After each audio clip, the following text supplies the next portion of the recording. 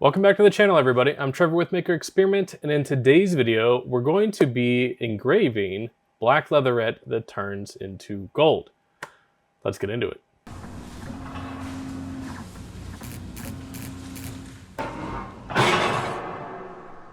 If you've ever seen the leatherette material, there's a couple of different kinds. There's kinds that turn into a metallic engraving, and then kinds that just turn into a black engraving. Now, I find that the metallic ones are much more challenging to work with than the ones that engrave to black, and I'll explain why here in a second. But for this video, I'm going to be using a notebook that I got from JDS Industries. It is the GFT 2237. So in here is a black journal. So it does have lined paper. It does have a bookmark thread in here as well that you can see. Now these journals are a black leatherette that will engrave to gold.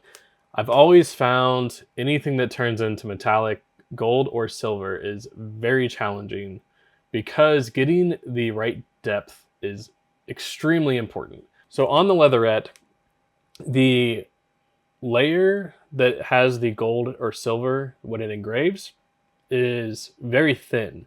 So if you use too much power, you blow right through it. If you do your DPI differently, you blow right through it. There's a lot of things that make it very challenging to hit it. And even then, sometimes you can get it really consistent in one spot, and then another spot using the same exact settings and heights and everything have a different result. So just keep that in mind with these, that it's going to take time to dial it in, and it's going to take some practice. You are going to have to experiment with different settings and heights and different things like that to get the best result. So don't think that you're going to be able to throw this in the machine and get it first try with no issues. Just forewarning, this is leatherette in general. Let's head over to the computer and I'll show you the actual product that I have and a few tips from their website. On the website, you can see here the GFT 2237.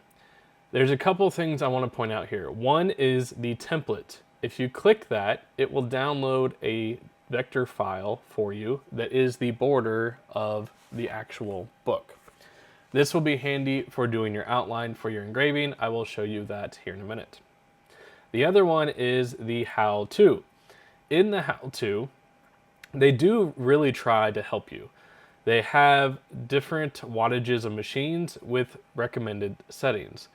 I have found that these are very close to what you need, but if your machine's a 30 watt or 40 watt or 50 watt, you're going to have to start from their settings and dial either back the speed or the power, whatever it might be. So with this, the 35 watt is the closest to what I'm using. I'm using a 30 watt. It also didn't put a brand on here of what machine those were from. They do put a Trotec for the 80, but they don't put anything for the 35. Now, a couple other things here that I want you to pay attention to. Under tips for best results, manually move it 1/8 of an inch out of focus. So say that this is your laser head and this is your laser bed. Basically, it means that you move the bed down further from the laser head by 1/8 of an inch. That's what it means by out of focus. Number 2, make sure it is level. As long as your bed is level, this should be fine. Number 3, if any residue comes up, wipe it off with LA's Totally Awesome Cleaner. And then you can vector cut mask or plastic for placement guides. So those are the tips they give you. The ones that I use here are, I do put it out of focus 1/8 of an inch. Now, when I do this, the other thing that I recommend is I turn off my air assist, because the air will blow the debris onto the rest of the journal face, and it will make it even harder to get a consistent result. So if you just turn off the air assist, just make sure you're watching the machine, and you should be fine. It will give you a better debris-free result in the end. But I want you to know that most of their products have the how-to section and the template, so they are really trying to make your life easier. Over here in my design, this red border that you see is actually that template file. So when I go to my downloads and I open that template file that has the product number, you'll see it doesn't have the artboard the full distance, which is always kind of weird. But if I extend the artboard, you can see that it has that red box, which is the boundary of the journal. So all I did was copy that, take it over to my design, and then added my logo to it. From here, all I'm going to do is send it over to the dashboard.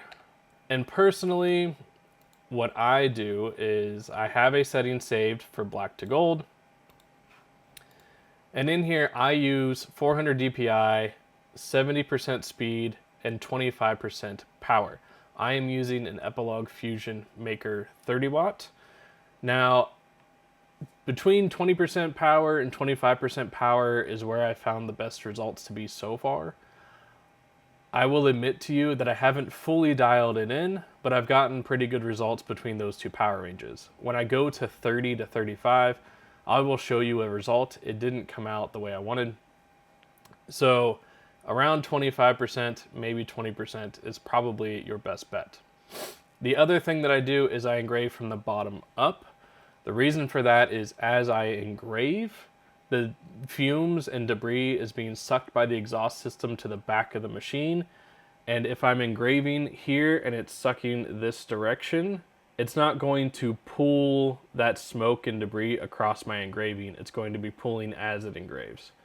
If I was doing bottom down, then it would be pulling it across my engraving, which wouldn't help with the results. So I always do bottom up. So we're going to send this over to the machine. I will engrave both sides of the design, and then I will show you the results, including a bad one.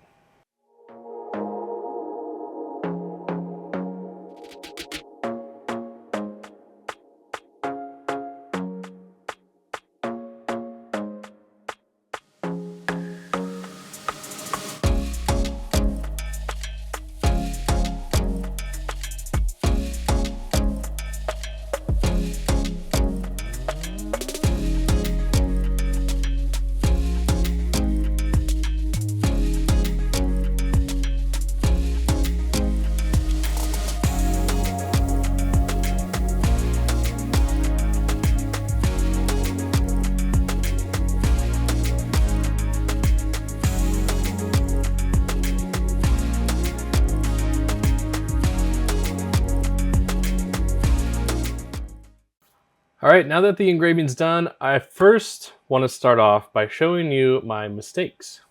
So this is the first one. Here was the result, if I can get it to focus, of the settings recommended on the page. I used 40% power. You can see it blew right through the gold. Now, it kind of kept the outline of the gold, but it definitely blew through it here in the middle. The bottom had a little bit of success, so that came in pretty gold, but overall, not fantastic. This one is for me anyway, so I don't care about using my mistakes. The good one is intended to be a gift for a friend of mine that's been helping me out with some things. So I was using the logo of her college and university, and you can see that it kind of looked okay over here. For this one, I used 30% power, so I decreased the power to not blow through it all the way. Remember, this was 40% power. This is 30% power. Here's some inconsistencies. I didn't get everything correct. It is 1/8 of an inch out of focus, but there's something going on. It could be alignment, it could be bed leveling, it could be a lot of things. But you can see it's not perfect, but it's good enough for me to use. But I did do some tweaks. So this is the second one. This on the back is the 25% power. You can see my logo turned out pretty well. The website turned out pretty well. Overall, pretty happy with that result. It looks nice and crisp from back there.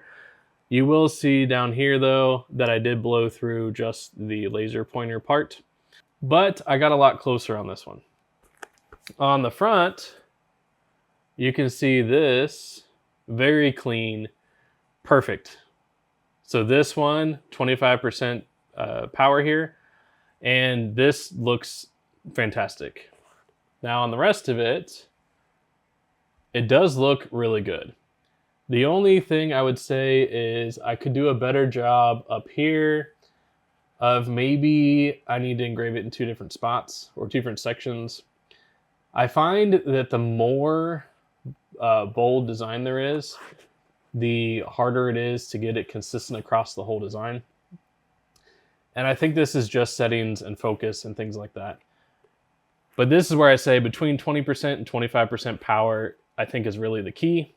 But I wanted to show you that it's okay to make some mistakes, right?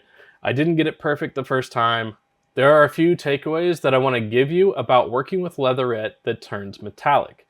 The first one is turn off your air assist. I don't use it. I do get a much better result. I did not have to clean these up at all. So turn off your air assist. The second one is make sure that you are out of focus a little bit. They do recommend 1/8 of an inch. It might be slightly more, it might be slightly less. Play with that a little bit and see which one gives you the best results. The third one is, even though the product itself is assumed to be flat, you can also tell slightly that notebooks in general, because they're padded, the padding can be inconsistent, which I think is part of why getting a consistent engraving here is a little bit more challenging, because you're engraving a bigger patch of that area, which has a bigger pad underneath of it. You get kind of a concave look. So it does curve slowly, which means it might alter as you go up. This is where dialing in your speed and power are going to be very important. And the last one is, don't be afraid to mess up. Leatherette and products in general, you're going to have to learn how to engrave them. You're going to have to be okay with making mistakes and being able to throw them away. I find it best to make those mistakes on gifts because, for example, this one that I engraved for myself, I'm going to use this notebook either way. Frankly, I don't care what other people think about the engraving on the front of it because they're not going to know I did it anyway. So being able to just use that mistake is fine. As well as if you're doing cutting boards and you're engraving it and you mess up, use that cutting board at home for yourself, right? It's okay to burn and learn. You're going to make mistakes. You're going to need to learn how to deal with all these different products. But it doesn't mean it has to be wasteful. You can still use those products for yourself or for your family and not have it be just a waste of money. But hopefully this video has been helpful. If you would like other videos on working with leatherette, put those in the comments below what you're looking for, and I will do my best to make videos around those. If you enjoyed the video, give it a thumbs up, subscribe to the channel, and turn on notifications so that you know when I come out with new videos. And be sure to check out my Instagram @MakerExperiment where I share things along the way. But I want to thank you for taking the time to watch this video, and I'll see you in the next one.